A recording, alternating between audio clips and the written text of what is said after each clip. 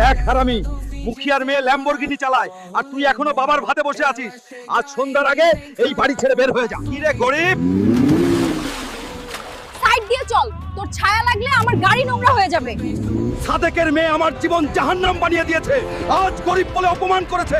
মনে রাখ, একদিন তোর বাড়িতে হেলিকপ্টার নামাবো।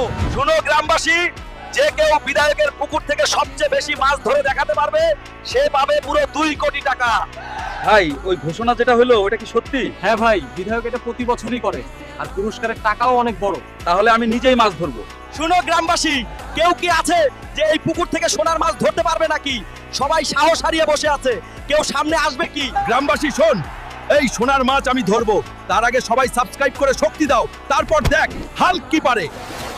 কোথায় লুকিয়ে আছিস সোনার মাছ? এত সাহস দেখাস আর এখন ঘুমাচ্ছিস?